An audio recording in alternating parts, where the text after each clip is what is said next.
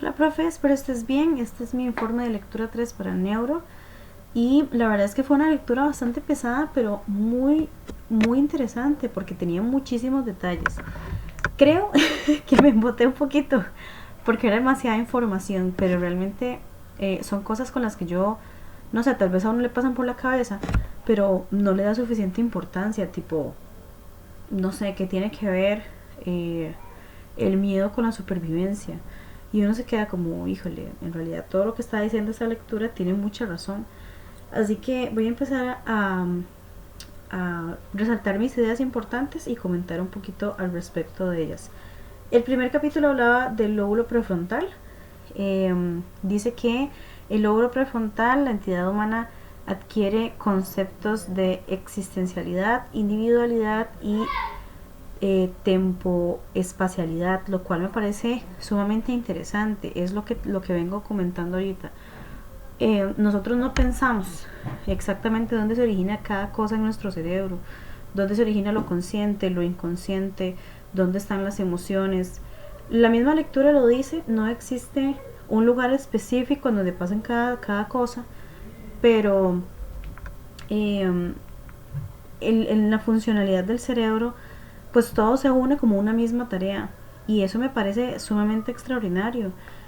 Y cuando, por ejemplo, nos comunicamos con nosotros mismos o con el ambiente, que también tiene que ver con la corteza prefrontal, no pensamos en qué parte del cerebro estoy utilizando ahorita esta cuestión de la funcionalidad tal, porque nunca lo hacemos realmente, pero cuando nos ponemos a ver todo esto que ha sido súper estudiado, que han habido muchas personas que han hablado de esto, que antes eran temas muy desconocidos e incluso cuando traían esos nuevos conocimientos eran no aceptados, y ahora saber que la ciencia ha podido resaltar más de uno es sumamente interesante porque la ciencia puede comprobar muchísimas cosas que antes para nosotros eran sumamente desconocidas.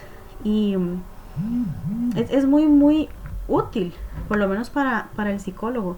Siento que en la psicología se puede utilizar, por ejemplo, si tengo una persona que me presenta problemas de madurez, esa partecita en el cerebro que se desarrolla la madurez, si ya tiene más de 18 años, por ejemplo, y se supone que debería estar completamente formada, ¿será que pasó algo? ¿Será que tuvo algún accidente? ¿Será que no se formó bien? Y ya puedo yo entender que hay males que no son solamente una cuestión mental o una deficiencia en alguna zona o en algún área, sino que son problemas en realidad biológicos, y es muy interesante. También habla la lectura de que lo mismo que acabo de mencionar, el pensamiento no tiene un lugar determinado dentro del cerebro. Yo creo que el pensamiento y muchas de las funciones, porque yo no puedo hablar, por ejemplo, de, no sé, en dónde surgen mis emociones, o no sé si lo será así, pero considero que no. En qué punto en específico surge tal X o Y cosa, porque realmente el cerebro es toda una máquina trabajando 24/7, que también lo habla la lectura. Cuando estamos en el sueño, no significa que el cerebro se apaga, sino al contrario, el cerebro más bien está más activo. Entonces ocurren muchísimas cosas que nosotros ni siquiera nos damos cuenta porque estamos en en el sueño, y en realidad el cerebro nunca deja de trabajar. Algo que me gustó mucho fue cuando habló del proceso cognitivo, que tiene que hablar, bueno, que empieza a hablar más bien de razonamiento, de resolución de problemas, del control de la conducta, categorización, toma de decisiones y en especial la metacognición. Para la metacognición me gustó cómo lo definió, que dijo que es tomar conocimiento del funcionamiento de su manera de conocer y aprender. Yo creo que como personas nunca nos interesamos por este tipo de temas. Cuando uno estudia la docencia y se da cuenta que existen formas de aprender, se da cuenta que cada persona tiene su forma de aprender. Es sumamente interesante. Si todos realmente conociéramos lo que es la metacognición y lo aplicáramos en nuestras formas de enseñar y aprender, sería muy interesante. Habría menos problemas. Estoy segura que algunos de los chicos que los diagnostican con X o Y cosa porque su aprendizaje es más lento, eh, yo creo, considero que ni siquiera debería ser así, porque, por ejemplo, si yo tengo a un niño que es kinestésico y aprende haciendo, ¿qué hago yo pidiéndole que memorice? ¿O qué hago yo como docente pidiéndole? No, escúcheme. Si usted me escucha y pone atención es suficiente. Y realmente no es así. Entonces, esto en la lectura me gustó muchísimo.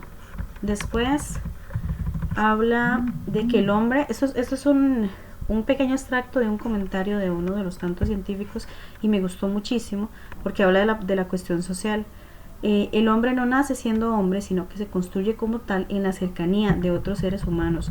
Y eso es completamente cierto. Nosotros como personas no nacemos sabiendo absolutamente nada más que las cosas que ya por instinto traemos.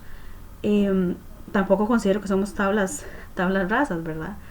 Pero el vivir en sociedad nos ayuda muchísimo a aprender conducta, nos ayuda muchísimo a aprender incluso cosas necesarias para nuestra supervivencia. Es curioso que esto de la pandemia ha afectado a muchos chicos. Este año estoy trabajando en una nueva escuela que se llama Santa Rita y esta población estuvo completamente virtual el año pasado. Llevan 2 años de estar completamente virtuales. Ahora me corresponde estar con el grupo de primer grado y yo puedo ver en ellos que ellos no han socializado más allá que en su círculo social familiar. La resolución que tienen estos chicos en conflicto es pésima.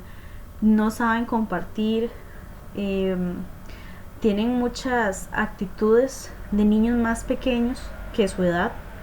Ellos tienen 7 años, 6, 7 años porque están en primer grado y tienen actitudes que yo veo en prekinder, de esto es mío, solo mío, de yo soy el único que importa, de no quiero aprender, estoy aburrido, quiero irme a casa. Y este tipo de actitudes yo considero que son porque no se ha podido compartir como tal en una sociedad con otras personas fuera de mi círculo familiar o fuera de mi burbuja por lo mismo de la pandemia. Entonces sí, realmente no nacemos siendo seres humanos como tales, sino que la convivencia es lo que nos hace esos seres humanos que somos. Otro punto es que las funciones del sueño me llamaron mucho la atención. Dice que son disminuir el metabolismo para la reparación y el descanso, lo cual ya lo sabía. Desarrollar el crecimiento del cerebro, también lo sabía, pero no sabía que era para consolidar el aprendizaje. Creo que me hizo recordar mi época de colegio. Yo fui siempre muy mala para recordar y memorizar. Yo soy completamente kinestésica, pero soy totalmente vaga. Ahora menos que antes, pero cuando estaba en el colegio sí me era muy difícil el hacer resúmenes y el subrayar y el aquí y el allá. Cuando yo me di cuenta que era kinestésica, yo dije, con razón, pero después dije, qué aburrido hacer mapas conceptuales y etcétera. Y mi forma de estudiar era levantarme en la madrugada, leer mucho, subrayar con colores que me gustaran un montón, intentar memorizar lo más que pudiera y volverme a dormir. Y con eso pasé excelentemente bien. Después de que encontré esa forma de estudiar, era muy cansado para mí, pero a la vez me funcionaba mucho. Entonces creo que sin querer estaba aplicando esto, en la consolidación del aprendizaje, porque yo no me levantaba y de una vez estudiaba y me iba al colegio, no, yo me levantaba a cierta hora y yo descansaba lo suficiente y después me levantaba para ir al colegio y siempre me ayudó. Entonces me imagino que el asunto irá por ahí, pero sí me llamó muchísimo la atención. Dije, mira, quizá inconscientemente lo estoy haciendo. Después de esto la lectura viene con muchas partes muy importantes que realmente son sumamente extensas, pero son muy lindas. O sea, yo esta lectura le tuve que dar bastante tiempito porque esos 3 capítulos son muy pesados y cada uno habla de temas completamente especializados en su tema, ¿verdad? Valga la redundancia. Entonces ya en lo último del 5.º capítulo ya estaba súper embotada, pero lo que más me gustó fue cuando habló de la amígdala y del hipotálamo. De la amígdala dice que es una estructura asociada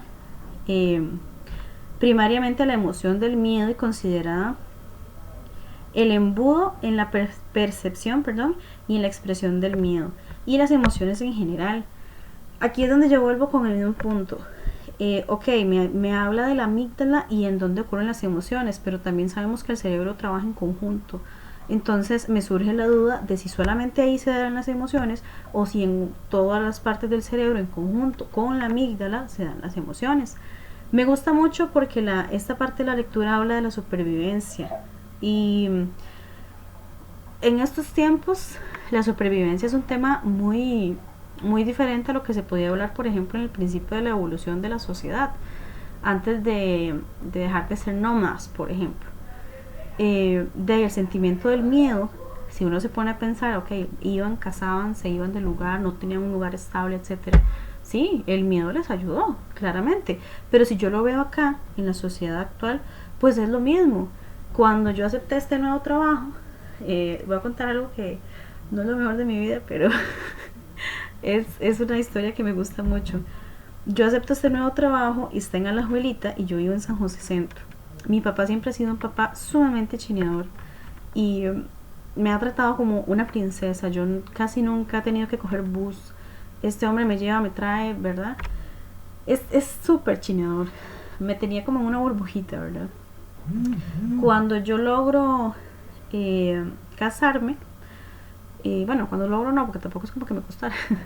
Cuando yo me caso, me voy de mi casa y ya obviamente no es lo mismo, mi esposo trabaja, no me puede llevar al trabajo todos los días y ahora me toca el tener que salir y el tener que coger bus y el tener que lidiar con gente que me estresa mucho, lidiar con los horarios que me da un poquito de ansiedad cuando no se cumplen y saber que yo llegué a la misma hora el día anterior y el bus ya no está y es como, pero yo llegué a la misma hora y todas estas cosas, muchas veces es el miedo el que me hace a mí hacer las cosas, porque tal vez esa misma ansiedad o no sé, pero esas emociones que me generan me ayudan a poder lograr el hecho de poder tomar un bus y tener que bajarme donde es, y parece una locura, ¿verdad? Pero es mi pequeño, no sé, mi pequeño detonante de ansiedad. Y se ha logrado en estos días y obviamente mientras más uno practica y mientras más uno toma el bus y etcétera, en este caso, en mi caso, pues agarra mucha más confianza.